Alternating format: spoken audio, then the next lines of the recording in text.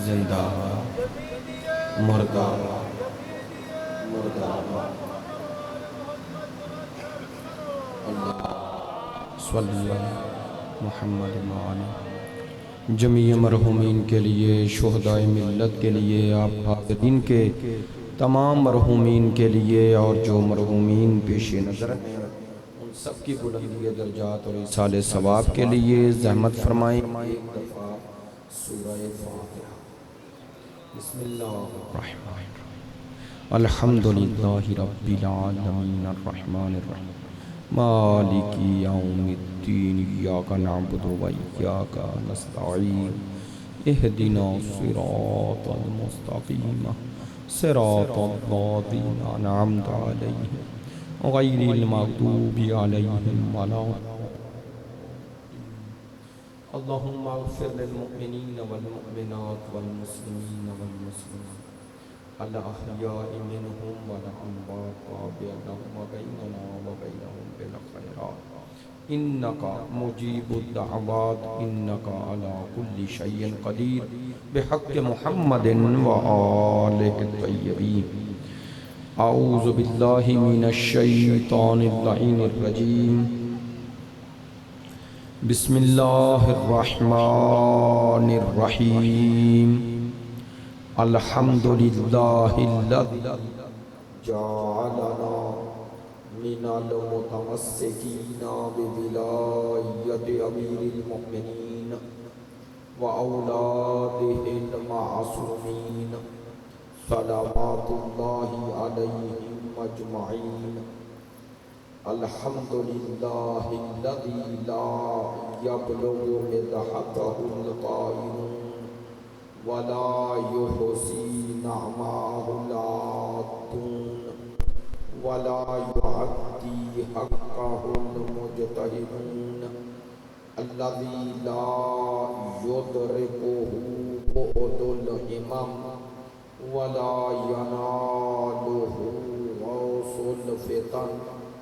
الذی لیس لصفتہ حد محدود ولا نعت موجود ولا وقت معدود ولا اجل ممدود۔ فطر الخلائق بقدرتہ ونشر الریاح برحمتہ، والصلاة والسلام والتحیۃ والاکرام علی سیدنا ومولانا حبیبنا وحبیب قلوبنا شفیعنا ابی القاسم محمد صلی علی محمد وآلہ الاطیبین الاطہرین الاجمدین الامجدین الذین اذھب اللہ عنہم الرجس وطہرہم تطہیرا۔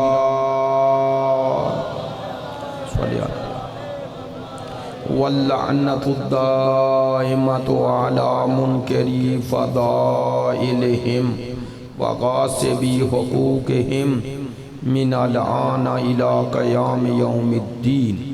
اما بعد، فقد قال سبحانہ وتعالی فی کتابہ المجید، بسم اللہ الرحمن الرحیم۔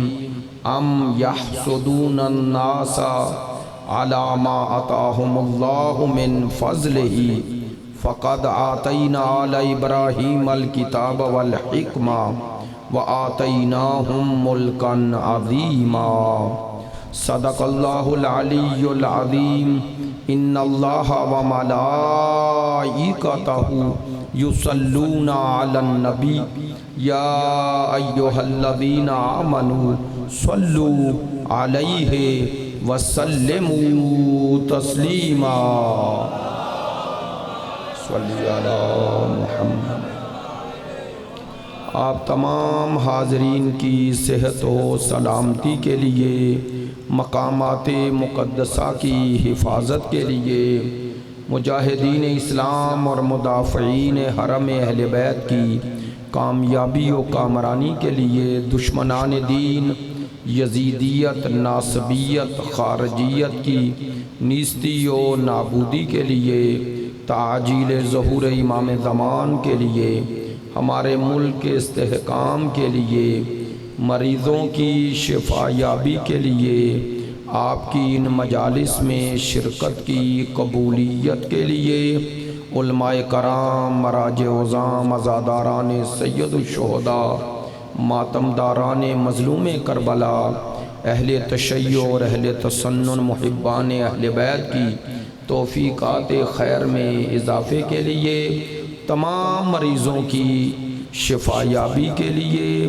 آپ حاضرین کی تمام دعاؤں کی قبولیت کے لیے، ان تمام دعاؤں کی قبولیت کی شرط اور ضمانت صلوات ہے، بآواز بلند صلوات، ما صلی علی واجب الاحترام معزز و مکرم حاضرین مجلس، محبان اہل بیت، پیروان مکتب ولایت، عاشقان مکتب شہادت، الحمدللہ سلسلہ گفتگو کی تیسری مجلس ہے۔ عنوان گفتگو میں نے کل اگرچہ اس حوالے سے کچھ عرض نہ کر سکا، لیکن سورہ نساء کی جس آیہ مجیدہ کو تلاوت کیا ہے اس کا ترجمہ دوبارہ عرض کرتا ہوں، اور اسی کے سلسلے کو آگے بڑھانے کے لیے چند آیات سے ہم مدد لیں گے تاکہ اس آیات میں موجود معنی و مفہوم مطلب واضح ہو۔ ارشاد پروردگار عالمین ام یحسدون الناس علی ما آتاہم اللہ من فضلہ، آیا بعض لوگ ان لوگوں سے حسد کرتے ہیں جنہیں اللہ نے اپنے فضل سے نوازا ہے۔ فقد آتینا آل ابراہیم الکتاب والحکمہ، پس اگر ایسا ہے تو ہم نے آل ابراہیم کو کتاب، حکمت، وآتیناہم ملکا عظیما، اور ہم نے انہیں ملک عظیم عطا کیا، کتاب عطا کی، حکمت عطا کی اور ملک عظیم عطا کی۔ پروردگار نے یہاں آل ابراہیم کا تذکرہ کیا اور ان سے حسد کا تذکرہ کیا اس چیز پر جو اللہ نے اپنے فضل سے انہیں عطا کیا۔ تو ظاہر ہے یہاں آل ابراہیم کا تذکرہ ہے تو دونوں طرف نگاہ جا سکتی تھی۔ آل ابراہیم کی مصداق پہلی مجلس میں عرض کیا، دو ہستیاں ہیں، حضرت اسماعیل اور حضرت اسحاق۔ اب جب پچھلی آیات جو اس سے گزشتہ آیات ہیں ان پر اگر غور کیا جائے اور انہیں تلاوت کیا جائے تو ذکر پچھلی آیات میں ہو رہا ہے یہودیوں کا، اور یہاں بھی جن سے حسد کیا جا رہا ہے اور جو حسد کر رہے ہیں ان کے بارے میں روایات موجود ہیں کہ وہ ذات جس سے یہودیوں نے حسد کیا وہ سرکار دو عالم کی ذات ہے، اور حسد کا سبب آل اسحاق سے اس نبوت کا آل اسماعیل کی طرف منتقل ہو گیا۔ پروردگار عالمین آل ابراہیم کہہ کے اگرچہ انہیں یہ پیغام دے رہا ہے کہ حسد کیوں کرتے ہو، اگر تمہیں اسحاق میں، آل اسحاق میں نبوت پر اعتراض اور حسد نہیں ہے تو آل اسماعیل سے کیوں حسد ہے؟ اب یہ ہے ہمارا دعویٰ کہ آل ابراہیم سے مصداق اس آیہ مجیدہ میں حضرت سید الانبیاء کی ذات ہے۔ اگر آیات قرآنی کی طرف رجوع کیا جائے تو یہ بات روز روشن کی طرح عیاں ہے کہ اس جگہ آل ابراہیم کا مصداق اتم و اکمل سرکار دو عالم کی ذات ہے، اور اس کی دلیل قرآنی آیات ہے جو خداوند متعال نے اس وقت اور ان حالات اور واقعات کے تناظر کو ذکر کر کے وہاں ذکر کی ہیں تاکہ وہ سرکار کی عظمت بھی ظاہر ہو جائے اور آل ابراہیم کے مصداق کا تعین بھی ہو جائے۔ توجہ فرمائیں۔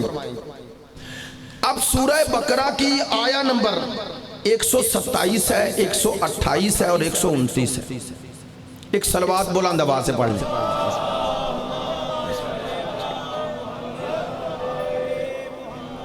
آپ کی بہت شکریہ۔ برادر محترم بھی تشریف فرما ہے، ان کی موجودگی میں یقیناً یہ جسارت ہے، لیکن انشاءاللہ درگزر فرمائیں گے، ایک طلبگی گفتگو ہے۔ سورہ بقرہ کی آیہ نمبر 127 پروردگار عالمین ذکر کر رہا ہے حضرت ابراہیم و اسماعیل کا۔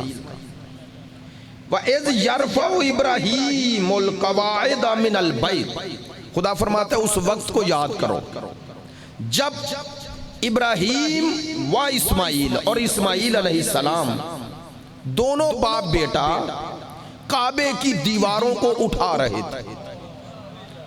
آپ جانتے ہیں، اگر اس پس منظر کو سمجھیں، کہ حضرت ابراہیم کو پروردگار کے حکم سے انہوں نے کعبے کی تعمیر کی، تو کیا اس سے پہلے اس روئے زمین پر جو قرآن مجید کی آیت ہے ان اول بیت وضع للناس، اس کا کیا معنی؟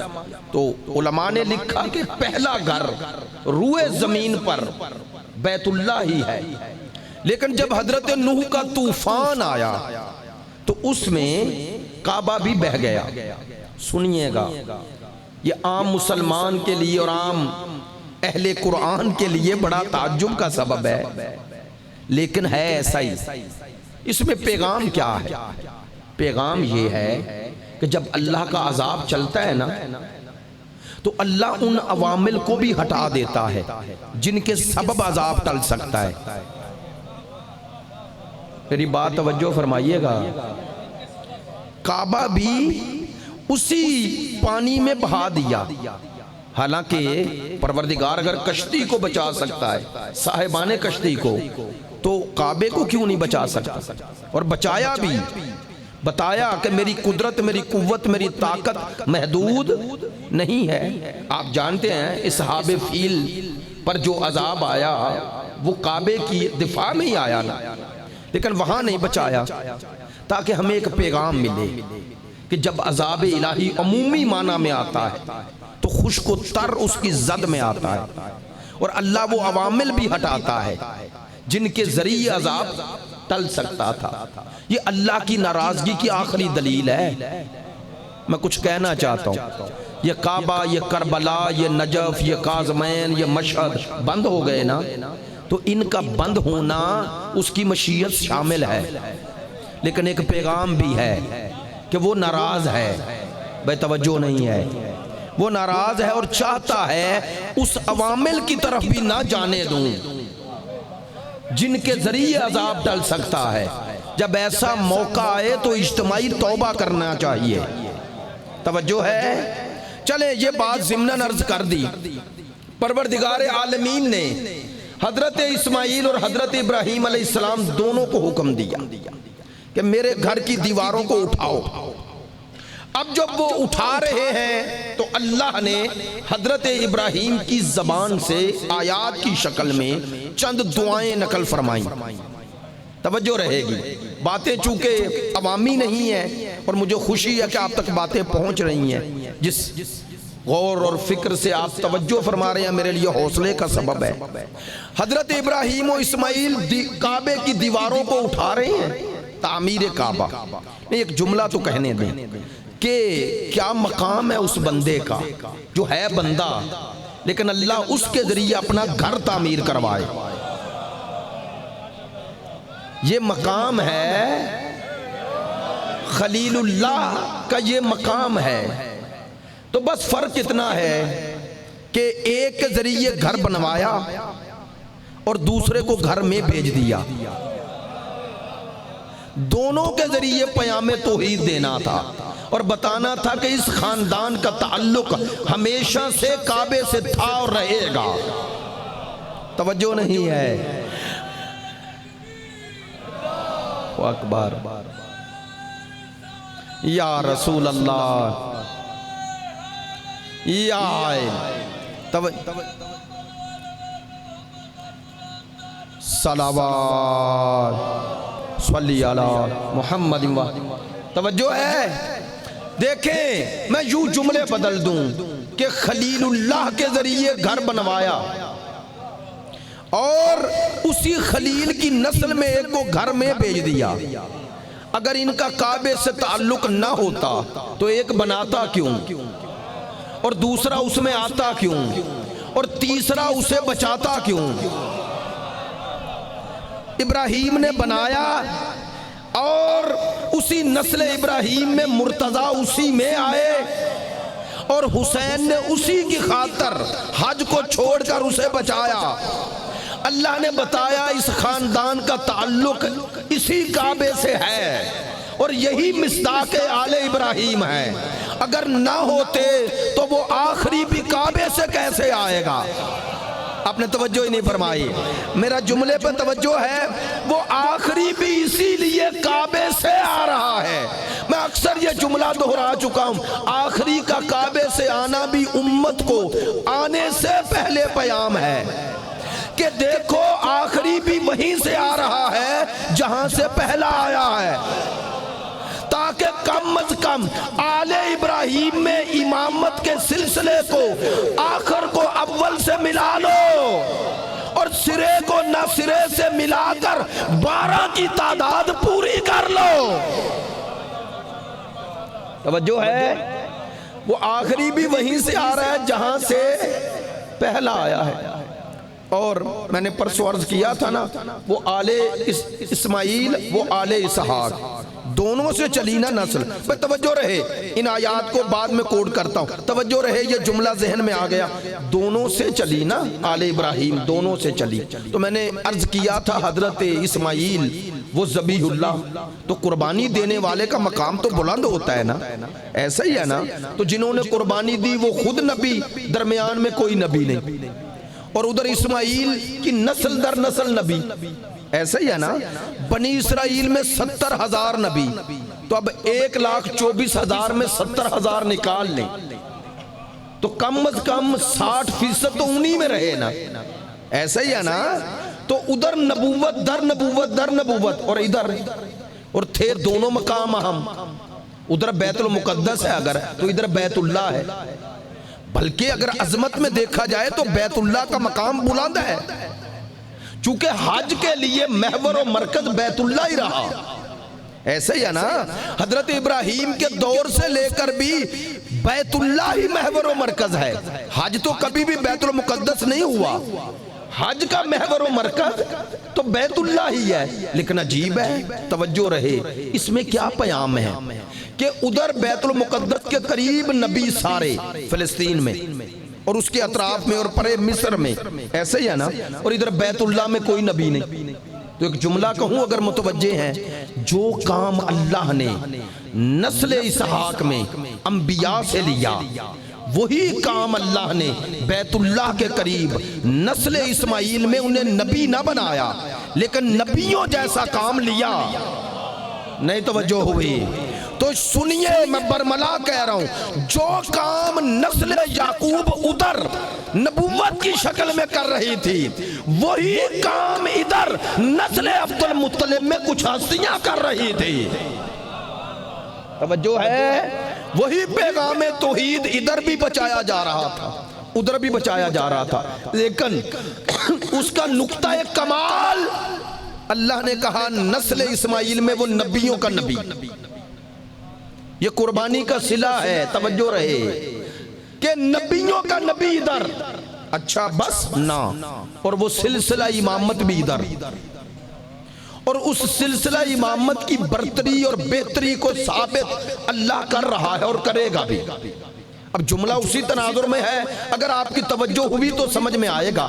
اللہ نے نسل اسماعیل میں وہ امامت جو حضرت ابراہیم نے ذریت میں مانگی، اس کا تسلسل نسل اسماعیل میں رکھا، اور اسی کا نقطہ کمال ہے وہ آخری، اور اس کمال کو دکھانے کے لیے نسل اسماعیل میں آخری کو غائب کیا، اور نسل اسحاق میں اس سے پہلے اس کے آخری نبی کو آسمانوں پہ اٹھایا۔ جب نسل اسماعیل میں آخری ظہور کرے گا تو تو نسل اسحاق کا آخری نبی نزول کرے گا، اس کے قدم ہوں گے، اس کا سر ہوگا، تاکہ دنیا کو پتا چل جائے قربانی دینے والے کا مقام کیا ہے۔ میری بات پہ توجہ ہو گئی؟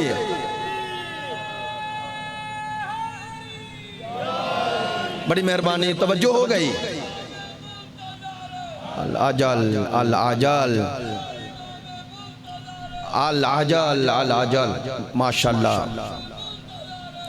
باواز بلند صلوات صلی علی محمد۔ متوجہ رہیں گے میرے ساتھ تاکہ بات تک پہنچتی رہے۔ تو یہ جو چھوٹی چھوٹی باتیں درمیان میں عرض کر رہا ہوں تاکہ آپ تک یہ باتیں واضح ہوتی جائیں کہ نسل اسماعیل مصداق آل ابراہیم، اور اس آل ابراہیم میں سرکار کی ذات، اگر اس نقطے کی طرف توجہ ہو تو سارے مسائل حل ہو سکتے ہیں۔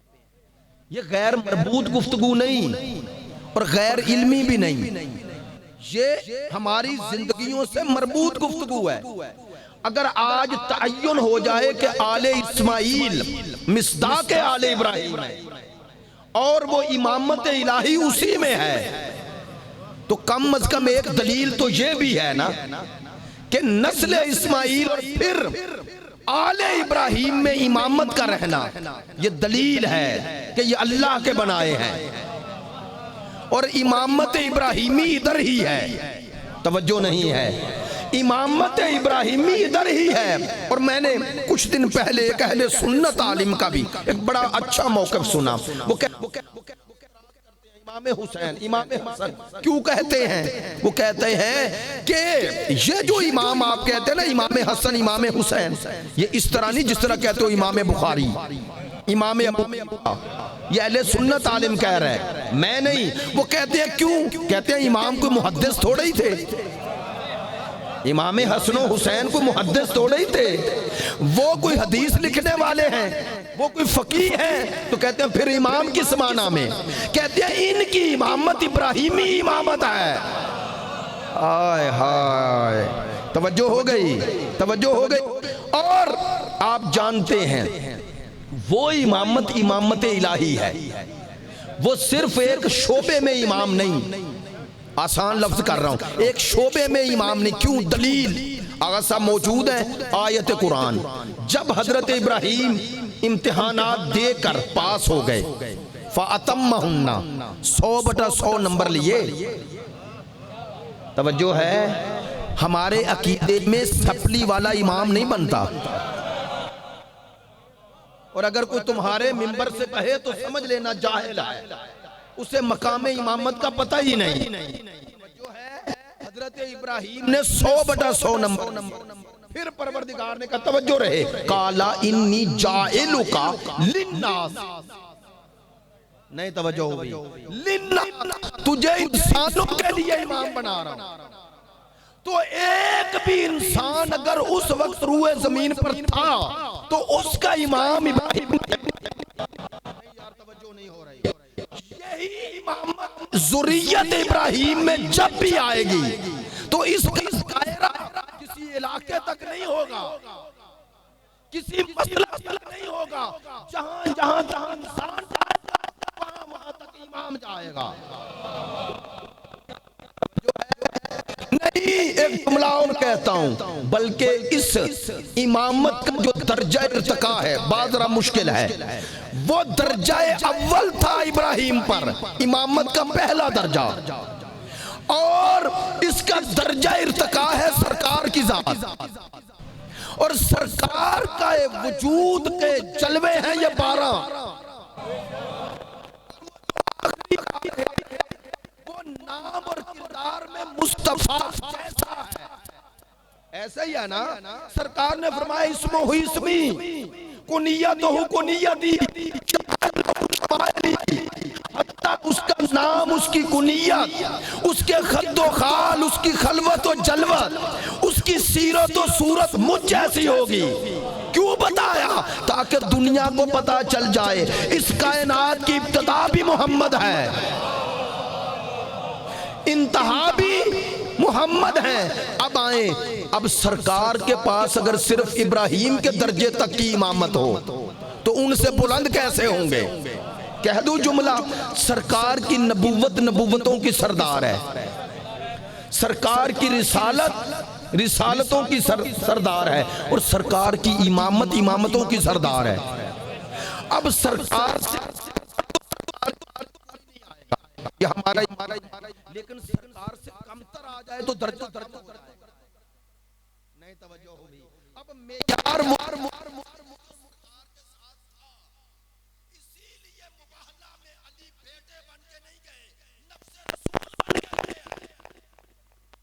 بات توجہ ہو گئی ہے,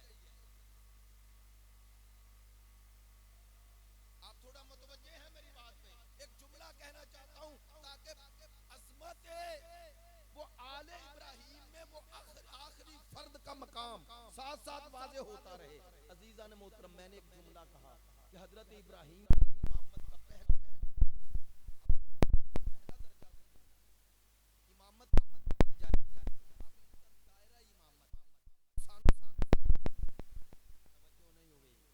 اب اس کا دائرہ زمین سے آسمانوں تک ہے, ملک تک ہے. یہ جو امامت ہے اس کا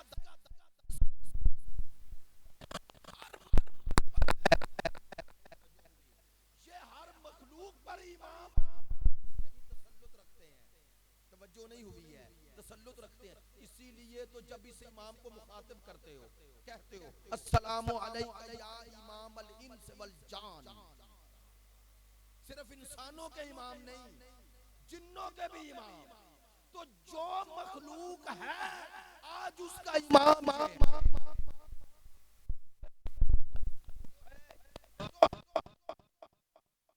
ابراہیم اور داک سرکار. دلیل قرآن مجید کی آیا سورہ بقرہ آیا نمبر 127.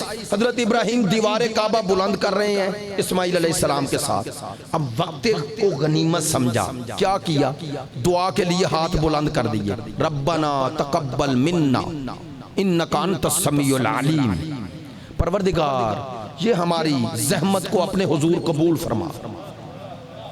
ایک جملہ کہنا چاہتا ہوں, دعا بندگی کی علامت ہے اور دعا سے فرار غرور کی علامت ہے. قرآن مجید میں ہے, پروردگار فرماتا ہے وہ لوگ جو دعا سے یعنی مجھے پکارنے سے, دعا کا معنی ہاتھ اٹھانا نہیں, دعا کا معنی پکارنا ہے. لیکن ایک جملہ کہوں گا, آغا صاحب کی موجودگی میں جملہ کہوں گا, دعا پکار ہے لیکن ہر پکار دعا نہیں. دعا پکار ہے, اللہ کو پکارنا ہے, لیکن ہر پکارنا دعا نہیں ہوتا. وہ پکارنا دعا ہوتا ہے جو اس کے شایان شان ہو. چلیں باتیں مشکل ہو رہی ہیں لیکن آپ سن رہے ہیں, اتنا ہی کافی ہے.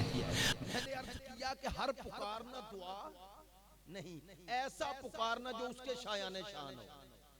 اسی لیے کائنات میں اسے پکارنے کا اگر طریقہ سکھلایا تو آل محمد نے سکھلایا.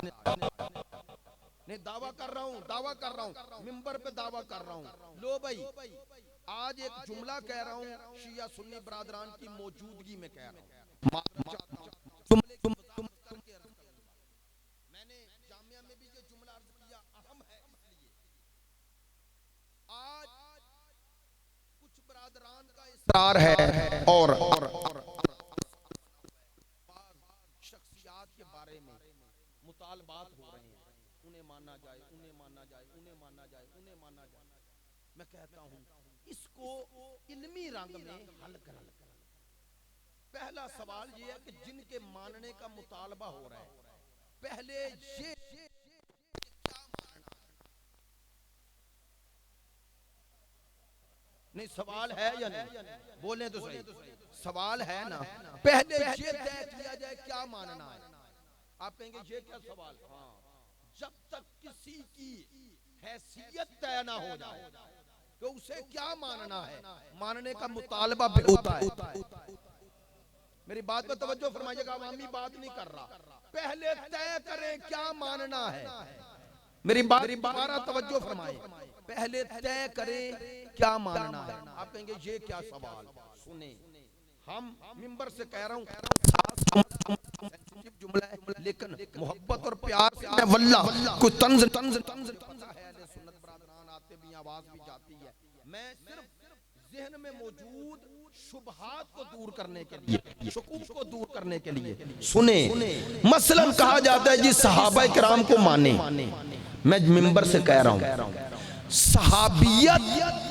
صحابیت قرآن کی نظر میں ایک اعزاز ہے، منصب نہیں. پڑھے لکھے دوست بات توجہ فرمائیں گے. میں معذرت چاہتا ہوں، میں دوسروں کے حوالے سے نہیں کہتا، لیکن جو میری بات کی وہ کہتے ہیں تہ تک پہنچ رہے ہیں. میں پھر دہراتا ہوں، صحابیت قرآن کی نظر میں منصب نہیں، اعزاز ہے. اعزاز اور منصب میں فرق بتا دوں. مثلا اگر ایک نوجوان ایم اے کر لے، پی ایچ ڈی کر لے، تو پی ایچ ڈی ہونا، ایم اے ہونا، ایم ایس سی ہونا، یہ اس کا اعزاز ہے، یہ منصب نہیں. نہیں توجہ ہو گئی بھئی، یہ اس کے پاس ڈگری ہے، اور ڈگری ہونا اعزاز ہے، عزت کا سبب ہے، آنر ہے. ایسا ہی ہے نا، یہ اعزاز ہے، یہ منصب. اگر وہی پی ایچ ڈی پروفیسر لگ جائے، لیکچرار لگ جائے، تو اس کے شاگردوں کے لیے وہ منصب ہے، وہ اعزاز نہیں. نہیں توجہ ہوگی. جن کو وہ پڑھا رہا ہے اور یونیورسٹی میں وہ ایز اے پروفیسر جا رہا ہے، اب صرف as a P H D نہیں جا رہا. کئی پی ایچ ڈی کرنے والے ہیں، لیکن سب کے لیے یونیورسٹی کے ہاں وہ کرسی، وہ ڈگری کے ساتھ وہ منصب نہیں ہے. صرف جسے منصب ملے گا اسے ہی ہے نا. بات پہنچی ہے، بات میں نے واضح کر دی. اسی طرح اسلام میں صحابیت ایک اعزاز ہے، یہ منصب نہیں.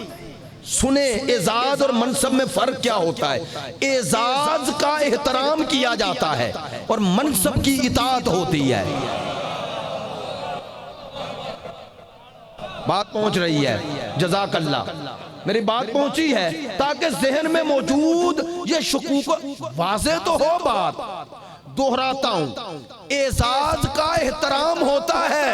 مثلا ایک پڑھا لکھا انسان ہے تو معاشرے میں آپ اس کی تعلیم کی وجہ سے احترام کرتے ہیں، احترام، لیکن اس کی اطاعت تھوڑی کرتے ہیں، چونکہ اعزاز ہے اس کے پاس، منصب نہیں. توجہ نہیں ہو رہی. منصب نہیں ہے، اطاعت منصب کی ہوتی ہے، اعزاز کی نہیں. اسی لیے ہم صحابہ کے لیے احترام کے قائل ہیں اور اہل بیت کے لیے اطاعت کے. کیوں؟ چونکہ صحابہ کو اعزاز کا حامل سمجھتے ہیں، اہل بیت کو اعزاز کا حامل نہیں سمجھتے. ان کو امام مانتے ہیں، امامت ان کا منصب ہے، اعزاز نہیں. بات پہنچی ہے؟ توجہ ہوئی ہے؟ میری بات پہ توجہ ہوئی ہے؟ شیعہ سنی برادران فرمائے توجہ، میں کوئی طنز نہیں کر رہا، میں بات موقع بیان کر رہا ہوں. شیعہ موقف کو سمجھے تاکہ غلط فہمیاں دور ہوں.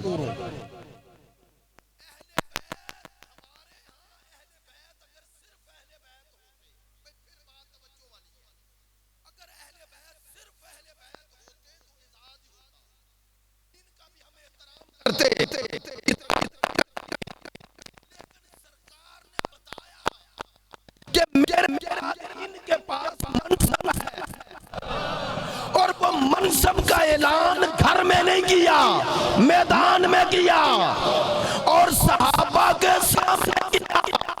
کاش بات پہنچ جائے. 1,20,000 صحابہ کے سامنے پلانوں کا منبر بنا کے یہ کہا من کنت مولا. تو سنیں اس کا ترجمہ کیا ہے. جس کا میں مولا، جس کا میں ولی، جس کا میں رہبر، جس کا میں پیشوا، جس کا میں حاکم، اس کا علی حاکم، اس کا علی پیشوا، اس کا علی رہبر. تو جو منصب سرکار کا سوائے نبوت کے تھا وہ سارے علی کو دے دیے۔ تو جس طرح سرکار کے ہوتے ہوئے اصحاب کا احترام تھا، اطاعت مصطفیٰ کی تھی، اسی طرح رسول کے بعد صحابہ کا احترام ہے، علی کی اطاعت ہے۔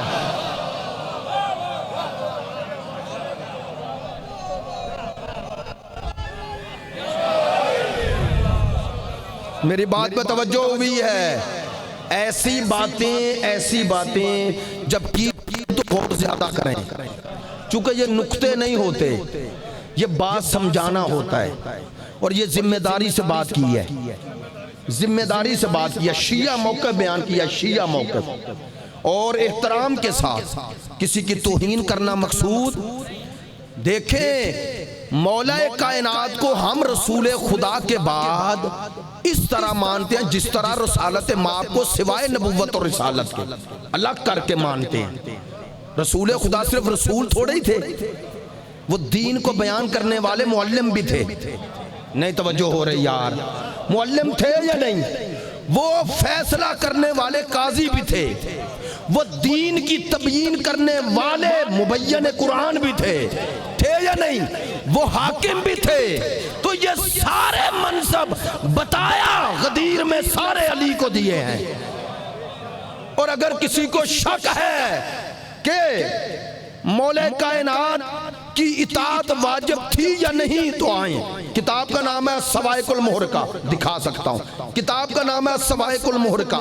جب سرکار نے یہ فرمایا کہ جس کا میں مولا اس کے علی مولا، تو خلیفہ دوم حضرت عمر رضی اللہ تعالیٰ عنہ آئے اور امیر المومنین کو دیکھا اور یہ کہا ہنی اللہ کا، آپ کو مبارک ہو، یبن ابی طالب، اے ابو طالب کے بیٹے۔ نہیں توجہ ہوگی؟ انہوں نے تو کہا ہی نہیں یا امیر المومنین، یہ بھی نہیں کہا یا علی، کوئی لقب نہیں دیا، یا اخی رسول بھی نہیں کہا ابو طالب کے بیٹے۔ تو کم از کم اتنا تو طے ہو گیا کہ ابو طالب کا بیٹا کہہ کے بتا دیا کہ میرا مقصود صرف علی ہے۔ نہیں توجہ ہوئے؟ اگر نام لیتے تو کئی ہم نام بن جاتے، توجہ نہیں ہو رہی ہے؟ کئی ہم نام بن جاتے۔ یہ جو ڈگری، یہ جو دوسری چیزیں ڈاکومنٹس بنتے ہیں، اس میں صرف نام ہوتا ہے یا ولدیت بھی؟ تو ولدیت کیوں ہوتی ہے؟ تاکہ اگر ہم نام ہو تو ولدیت تو نہیں ملے گی۔ توجہ نہیں ہو رہی ہے؟ ولدیت سے الگ ہو جائے گا فلاں کا بیٹا۔ تو حضرت عمر نے بتایا میں ہر علی کو نہیں مانتا، میں اس علی کو مانتا ہوں جو ابو طالب کے بیٹے ہیں۔ کیا مانتا ہوں؟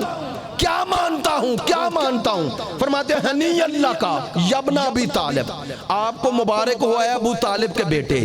کیا مبارک ہو؟ اصبحت مولائی، تو میرا مولا ہو گیا۔ توجہ ہے؟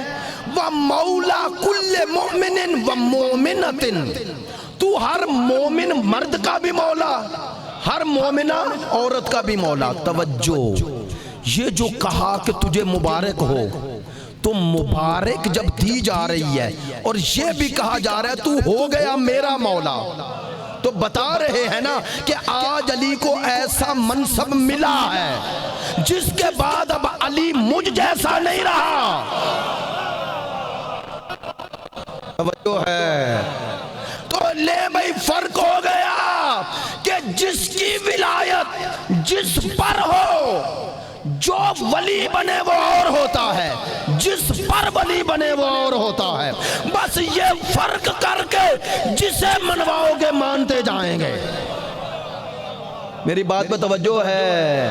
ہاں، احترام سب کا کریں گے، اطاعت صرف علی اور اولاد علی کی کریں گے۔ نئی بات پہنچی ہے؟ توجہ ہو گئی؟ اطاعت سب کی، احترام سب کا کریں گے، لیکن اطاعت صرف 12 کی۔ چونکہ سرکار نے فرمایا، میں نے 3 سال 4 سال پہلے پورا خمسہ پڑھا تھا، سرکار نے فرمایا انی تارکن فیکم الثقلین، اپنے بعد 2 چھوڑ رہا ہوں۔ فرمایا تھا نا کتنی چھوڑ رہا ہوں؟ اور ثقلین کہا، اور کہا کتاب اللہ و اطراتی، ایک اللہ کی کتاب ایک اطرات. تو قرآن کا ذکر کر کے پھر اہل بیت کا کیا نا. کیوں؟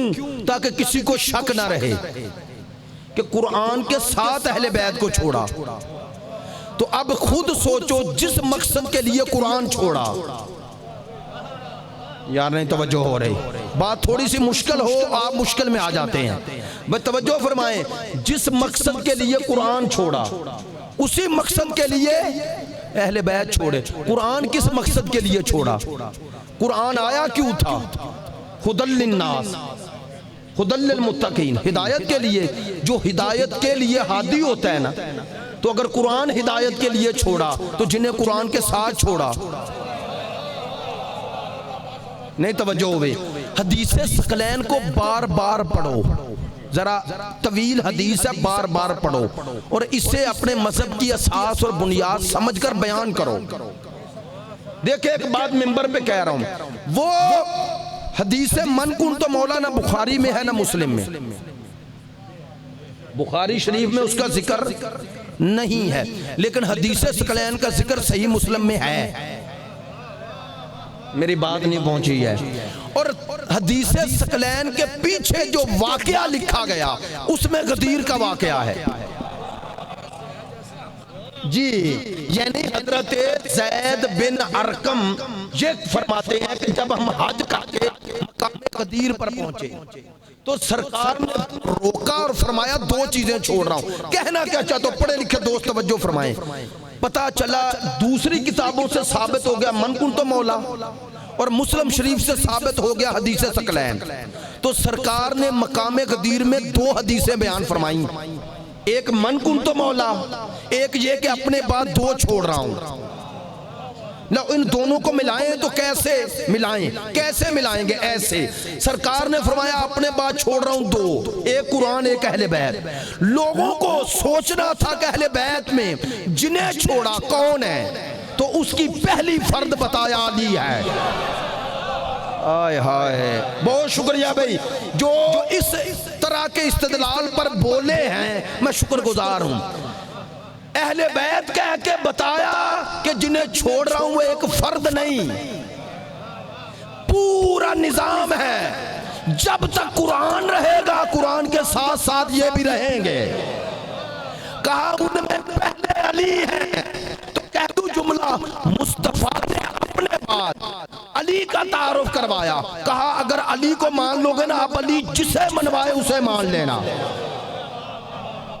ایسے ہی ہے نا، مصطفیٰ نے مرتضیٰ کو منوایا اور مرتضیٰ نے مجتبیٰ کے بارے میں کہا اور مجتبیٰ نے سید الشہداء کے بارے میں کہا. ایسے ہی ہے نا. تو یہ سلسلہ گھر سے باہر طے نہیں ہوگا، یہ سلسلہ حکم خدا سے طے ہوگا. تو اچھا چلیں ان دونوں کو چھوڑا ہے، دونوں کو. اب آسان لفظوں میں بات کر رہا ہوں، قرآن اور اہل بیت. اور فرمایا یہ دونوں برابر ہیں، یہ دونوں ایک دوسرے کے مساوی ہیں، عدل ہیں، برابر ہیں. مجھے بول کے بتائیں کوئی مسلمان کسی مسلک کا ہو وہ قرآن کے مقابلے پہ کسی کتاب کو اہمیت دیتا ہے؟ قرآن کے بعد ہی دیتا ہے نا. تو بس یہی اہل بیت کے بارے کر لو. میری بات نہیں پہنچی ہے. قرآن کے بعد ہر کتاب کا مقام ہے نا. قرآن کے برابر تو بس اہل بیت کے برابر کوئی نہیں. سب کو اہل بیت کے بعد منواؤ، اہل بیت سے پہلے بھی نہیں، اہل بیت کے ساتھ بھی نہیں. توجہ ہے نا.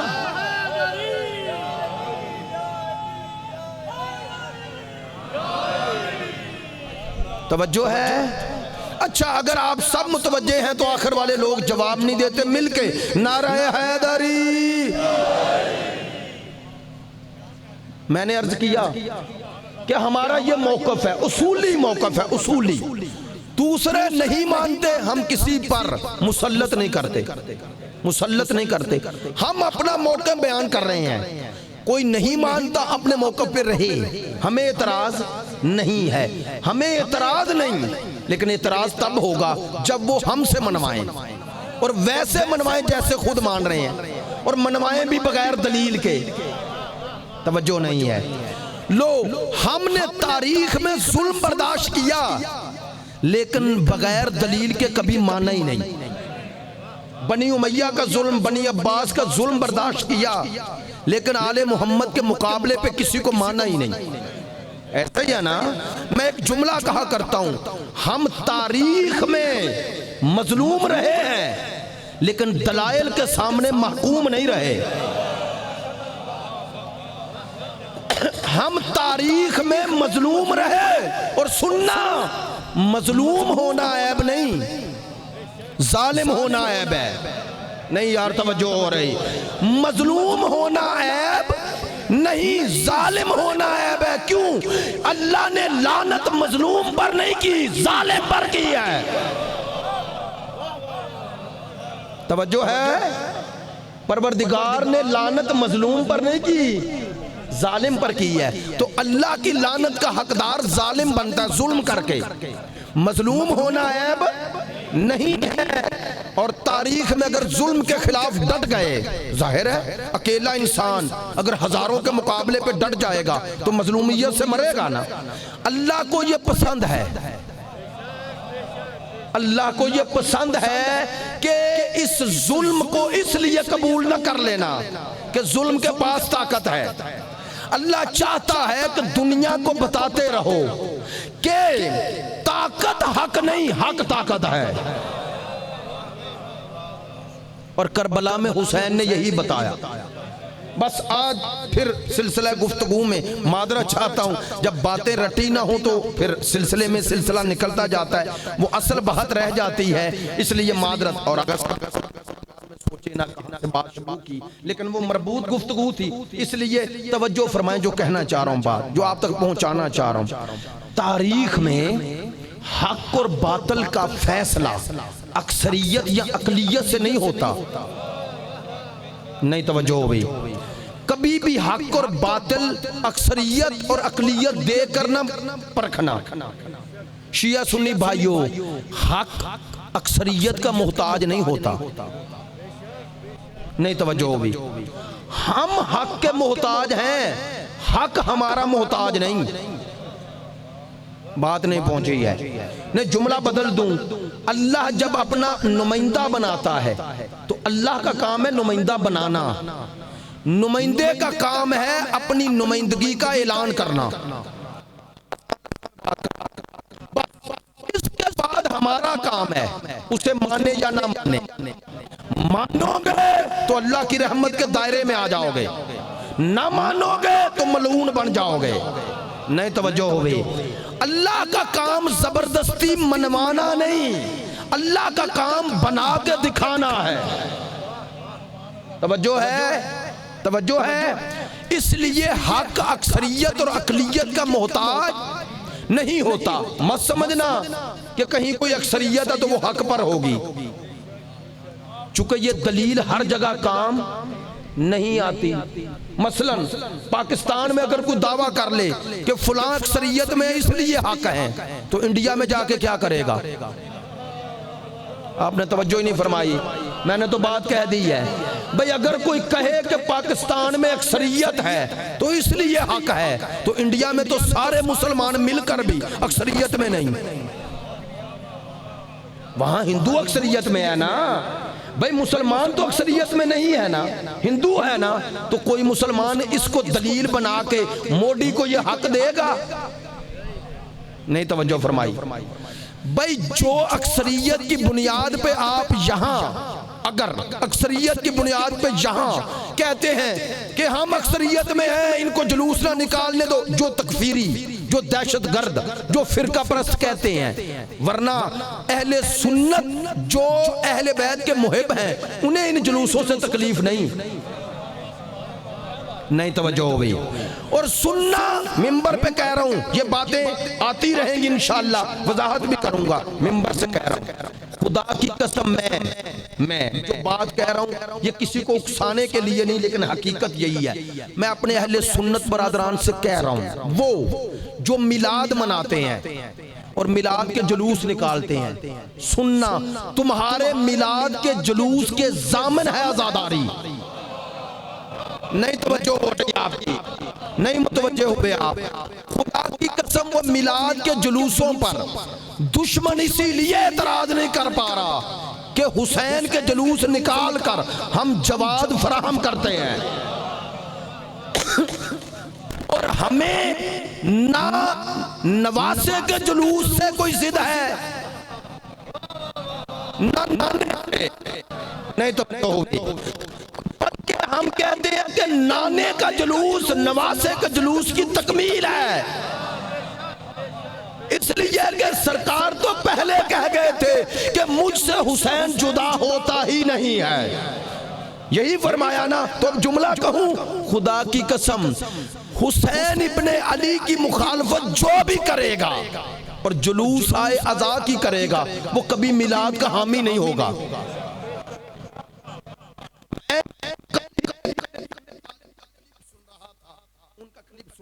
بڑی خوبصورت بات کہی انہوں نے کہا لبیک یا رسول اللہ کا معنی اسے ہی سمجھ میں آتا ہے جسے حسین سمجھ میں آئے. بلند آواز سے 5 دفعہ لبیک یا حسین. نہیں یار, آواز فل نکالیں اپنی پوری آواز کے ساتھ, پوری طاقت کے ساتھ. بہت شکریہ. بآواز بلند صلوات صلی علی محمد. دیکھیں بڑی کمال بات کہی الوی صاحب انہوں نے. وہ فرما رہے ہیں کہ لبیک یا حسین سمجھ میں آئے تو پھر لبیک یا رسول اللہ سمجھ میں آئے, چونکہ سرکار نے فرمایا تھا میں حسین سے ہوں. توجہ ہے, اس جملے کی ایک وضاحت کر دوں, آج کی مجلس یہی سمیٹ لیتا ہوں. توجہ فرمائیں گے, اس جملے کی ایک جملے میں اگر وضاحت کروں اس میں پوری تقریر ہے, لیکن کیا خوبصورت جملہ ایک ایرانی مفکر محمد رضا حکیمی فرماتا حسین و منی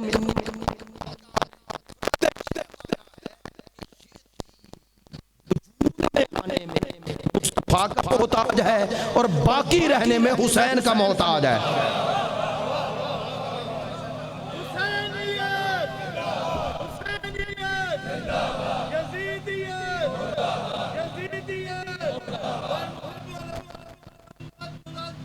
صلوات صلی علی محمد وآل محمد. توجہ ہے میری بات پہ؟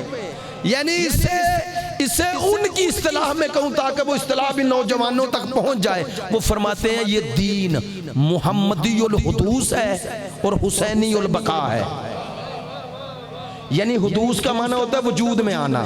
وہ فرماتے ہیں یہ دین وجود میں آنے میں محمدی ہے, باقی رہنے میں حسینی ہے. نہیں توجہ ہوئی. محمدی دین اسی کے پاس ہوگا جو حسینی ہو.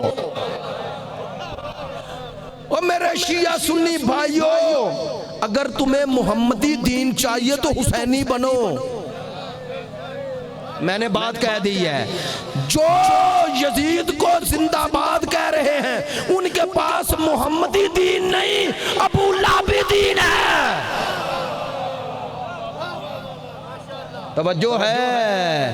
اگر تمہیں چاہیے محمدی دین تو میں نہیں کہتا کہ شیعہ بنو, میں کہتا ہوں حسینی بنو. 4 سال سے یہ جملہ دہراتا ہوں. نہیں کہتا شیعوں کو سنی اور سنی کو شیعہ ہو جاؤ, لیکن دونوں سے کہتا ہوں حسینی بنو. سنیوں حسینی بنو, چونکہ کچھ یزیدی سنی کے اگر ان یزیدیوں سے جان چھڑانی ہے اور سنیت کو یزیدیت سے پاک کرنا ہے تو ذکر حسین عام کرو. جتنا ذکر حسین عام کرو گے یزیدی اور سنی الگ الگ ہوتے جائیں گے.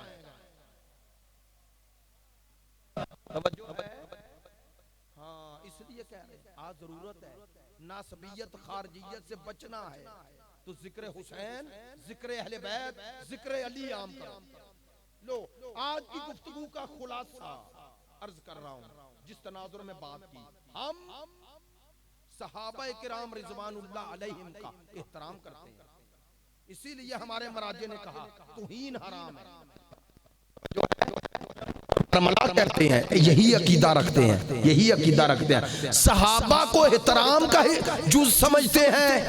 سنیے گا آج کی مجلس کا خلاصہ، صحابہ کو احترام کا حصہ سمجھتے ہیں۔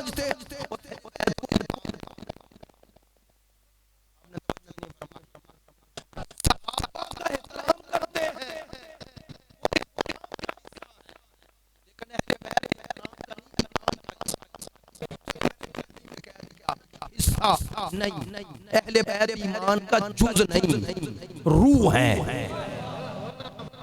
اس جملے کی قدر نہیں ہوئی، نہیں ہوئی۔ جز کیوں نہیں کہا؟ یہ ہاتھ ہے نا، جز ہے، کٹ جائے جسم رہ جائے گا۔ یہ پاؤں کاٹ دو جسم پھر بھی رہے گا، چونکہ اس میں روح ہے۔ لیکن اگر روح نکال دو تو سارا جسم رہے بھی بیکار ہے۔ اگر اسلام میں آل محمد کی محبت نکال دو تو اسلام ہی مردہ ہے، اور مردہ اسلام حسینی نہیں یزیدی ہے۔ توجہ ہے؟ اسی لیے مردوں سے کوئی نہیں ڈرتا۔ میں اب اس تناظر میں گفتگو میں سارے پہلو آنے چاہیے نا، کچھ لوگوں کو یہ پیغام بھی دینا چاہیے، مردہ سے کوئی نہیں ڈرتا، زندہ سے ہی ڈرتا ہے۔ اب جہاں اسلام ہی مردہ ہو ان سے کون ڈرے گا؟ جملہ کہہ دوں اگر توجہ ہے، مردہ کعبے میں بھی ہو تو کوئی نہیں ڈرتا۔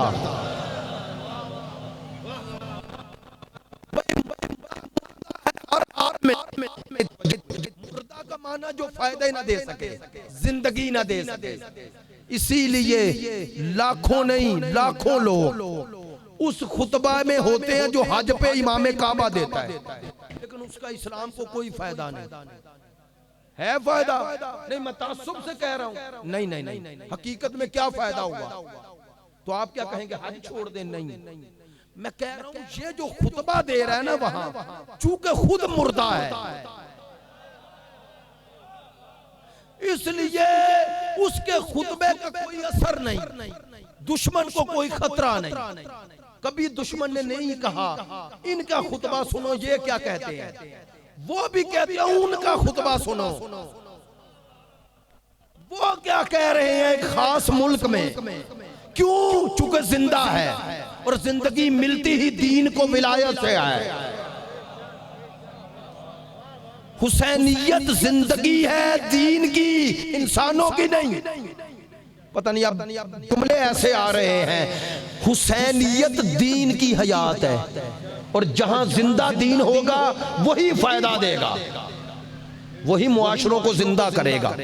یہی وجہ ہے جہاں جہاں ولایت آل محمد ہے وہاں وہاں زندگی کے آثار ہیں۔ نہیں توجہ ہوئی؟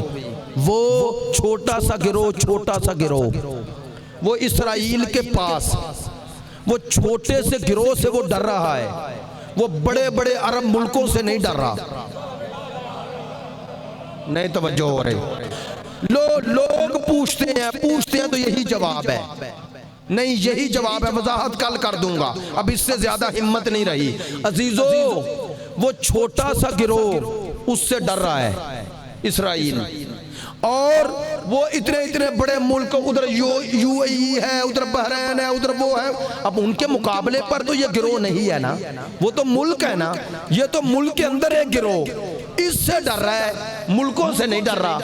ہم نے فرق دیکھا تو ایک ہی نظر آیا، جہاں حسین ہے ان سے ڈر رہا ہے، جہاں یزید رحمت اللہ ہے وہاں نہیں ڈر رہا۔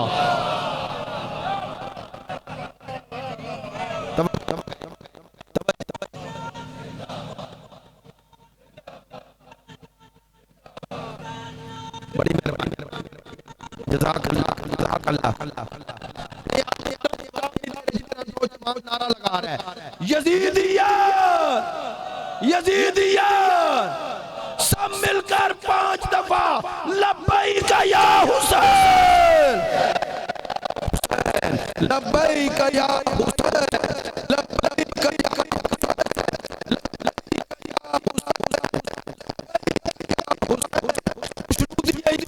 حسین، بلند تر تلوار۔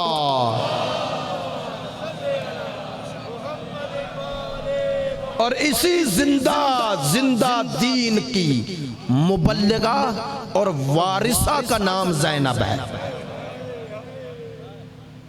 خدا کی قسم حدیث عشق دو باباس کربلا و دمشق یہ کہ حسین رقم کر دو دیگر زینب. ہاں ایام چہلم ہے. کل میرا ارادہ تھا یہ مصیبت پڑھنے کا لیکن آج پڑھ دیتا ہوں. عزاداران حسین چہلم کے دن گزرے اور بی بی کربلا سے مدینہ آئی. ایسا ہی ہے نا.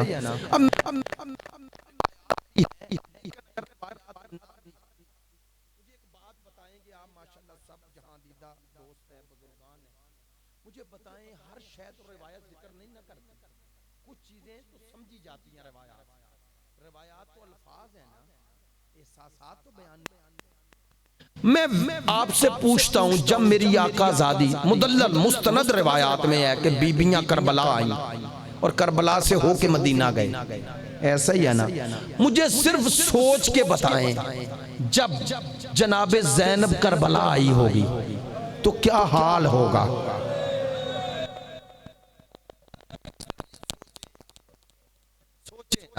حضرت ام کلثوم, حضرت رباب, حضرت ام فروا, یہ بیبیاں جب کربلا آئی ہوں گی. نہیں کچھ دوست متوجہ نہ ہوئے, ایک جملے میں وضاحت کر دوں. کیا ان سب بیبیوں کو کربلا میں آ کر یاد نہیں آیا ہوگا یہیں پر 2 محرم کو آئے تھے.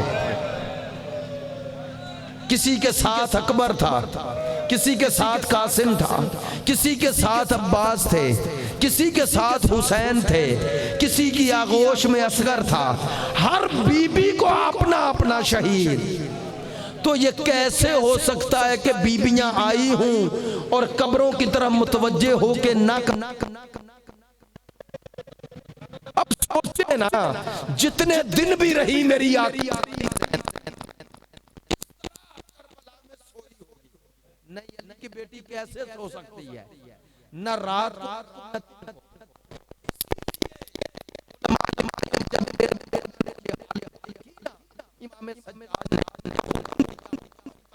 امام ہو کے حکم دیتا کربلا چھوڑو,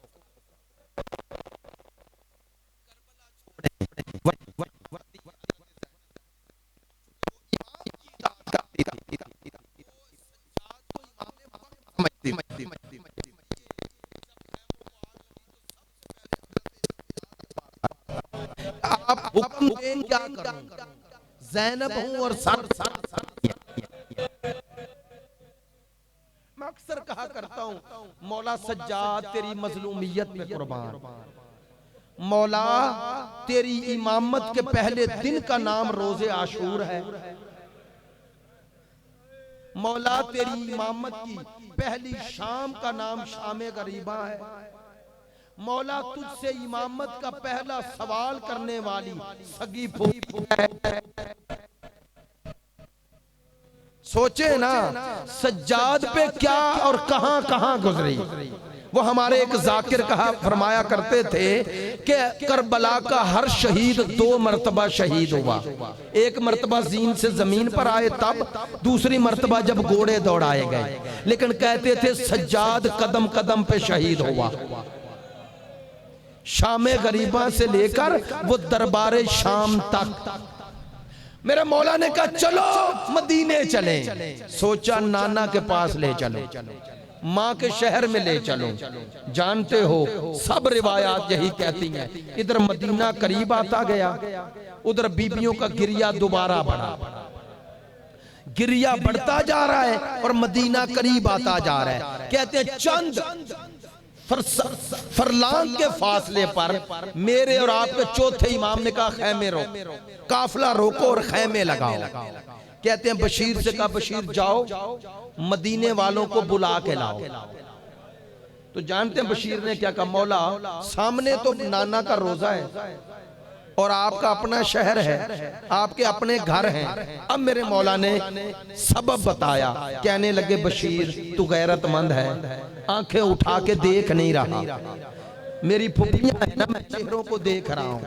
جیسے جیسے مدینہ قریب آ رہا ہے زینب و کلثوم کے چہرے کا رنگ بدلتا جا رہا ہے. مجھے یقین ہو گیا ہے کہ دربار شام میں نہ مرنے والی زینب اگر اسی طرح نانا کے روز لے گیا تو مر جائے. اس لیے چاہتا ہوں دل کو تسلی ہو زینب کو تھوڑا تھوڑا آ جائے اور اپنی ماں کے شہر میں تھوڑا شان و شوکت سے جائے. اچھا کیا کروں؟ کہا جاؤ اور مدینے میں جا کے بنی ہاشم کے مرد اور عورتوں کو اطلاع دو، وہ خود ہی آ جائیں گے. اچھا مولا کس کا نام لوں؟ کہا کسی کا نام نہ لینا، تیرا باپ شاعر تھا تو بھی شاعری کرتا ہے. جی مولا. تو جاؤ نہ نوحہ پڑھتے جاؤ. اب مدینے کی گلیوں میں بشیر اور نوحہ کیا پڑھ رہا ہے؟ کہتا ہے یا اہل یثرب لا مقام، مدینے والوں مدینہ رہنے کی جگہ نہیں رہی. خود ہی کہتا ہے مدینے والوں مجھ پہ ناراض نہ ہونا، مجھے مدینے کی عظمت کا پتہ ہے کہ مدینے میں رسول اور بطول ہیں. میں اس لیے نہیں کہہ رہا، میں اس لیے کہہ رہا ہوں کہ مدینے کی گلیوں میں کھیلنے والا حسین تھا اور لاشا پہ دور و کفن پڑا رہا اور لاشے پہ گھوڑے دوڑا دیے گئے. یہ کہتا کہتا بشیر کہتے ہیں ایک دفعہ روضہ رسول کے قریب آیا.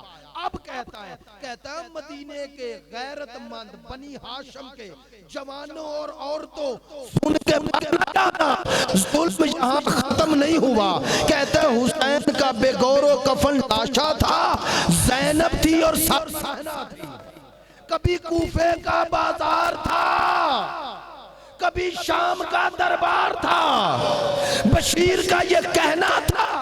بشیر کہتا ہے میری پشت پر ایک خاتون آئی، برقع پہنا ہوا، آ کے کہتی ہے منادی کیا کہہ رہے ہو؟ کہتا ہے بی بی حسین شہید ہو گئے، حسین کی لاش پہ گھوڑے دوڑائے گئے، زینب کو کوفہ شام کے بازاروں میں پھرایا گیا، علی و بطول کی بیٹیوں کا تماشا دکھایا گیا. کہا گیا کہ ان قیدیوں کو دیکھو.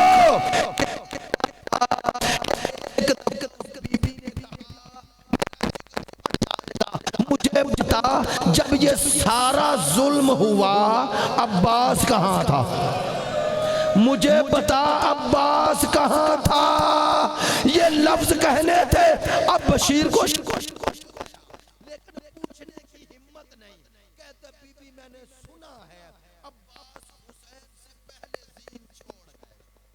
اچھا بتا عباس نے زین کیسے چھوڑی؟ کہتا بی بی میں کربلا میں نہیں تھا لیکن سنا ہے عباس کے سر میں گرز لگا. بس یہ کہنا تھا. اب اس بی بی نے کہا مجھے پہچانتا ہے؟ نہیں بی بی. کہا میں ام البنین ہوں. جب سنا نا عباس کی ماں ہے، ہاتھ جوڑ کر سر جھکا ہوا ہے. بی بی تجھے آپ کے بیٹوں کا پرسہ دیتا ہوں. 4 بیٹے شہید ہوئے ہیں کربلا میں، 4 بیٹے حضرت ام البنین کے. بی بی آپ کو آپ کے بیٹوں کا پرسہ دیتا ہوں. یہ کہنا تھا. تو مجھے بیٹوں کا پرسہ نہ دے، بی بی عباس کی توہین کرو. میں تو اس خاندان کا محب اور نوکر ہوں کہ بی بی نے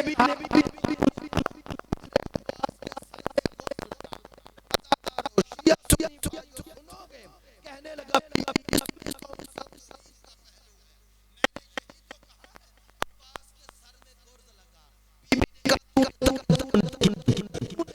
عباس کو دیکھا نہیں ہے. تجھے کیا پتا میرے شیر کے بازوؤں میں کتنی طاقت ہے؟ میں کیسے مانوں میرے شیر کے بازو بھی سلامت ہوں اور کوئی اتنا قریب آ جائے کہ عباس کے سر میں گرز مار لے؟ رو کے کہتے تیرے شیر نے بازو پہلے دیے، تیرے شیر نے بازو پہلے دیے، زین بعد میں چھوڑی. چھوڑی، عزادارو ہمت نہیں رہی، لیکن نہیں چاہتا ادھورا مصائب چھوڑوں۔ ایک جملہ کہتا ہوں، ایک ذاکر روزہ حضرت عباس پر مصیبت پڑی، حضرت عباس کا مصائب پڑا، کہتے پڑھتے یہ جملہ ایسے ہی کہا جیسے میں نے کہا کہ عباس کے بازو کٹ گئے اور عباس زین سے زمین پر آئے۔ کہتے میں گھر جا کے سو گیا، خامر بنی ہاشم آئے، کہنے لگے تو نے میرے ساتھ انصاف نہیں کیا۔ کہتے میں نے ہاتھ جوڑ کے پوچھا غلط پڑا ہے؟ نہیں غلط نہیں پڑا۔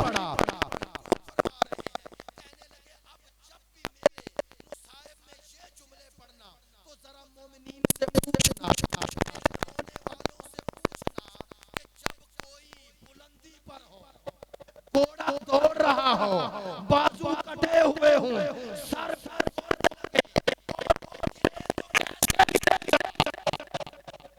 بس عزادارو، عباس کی ماں نے بھی کوئی اور جملہ نہیں کہا، روتے روتے کہتی ہے اور میرا شیر اللہ جانے بن بازوؤں کے کیسے زمین پر آیا ہوگا۔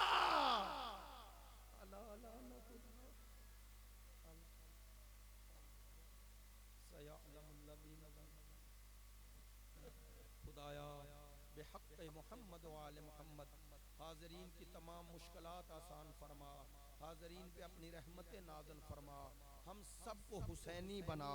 خدایا قلب یوسف زہرا امام زمان کو ہم سے راضی و خوشنود فرما۔ خدایا مومنین مسلمین میں اتحاد و اتفاق ہم دلی اور ہم نشینی قائم فرما۔ دشمنان دین دشمنان پاکستان کو نیست و نابود فرما، یزیدیت خارجیت ناصبیت کا کلا کما فرما۔ ہمارے برادران زیدی برادران کی ان زحمات کو شرف قبولیت عطا فرما، اس کے صدقے میں ان کے مرحومین کے درجات عالی و متعالی فرما، حاضرین کے مرحومین کی مغفرت فرما۔ خدایا بحق محمد و آل محمد ہمارا فتنہ پروروں کے فتنوں سے اسے آزاد فرما، بحق محمد۔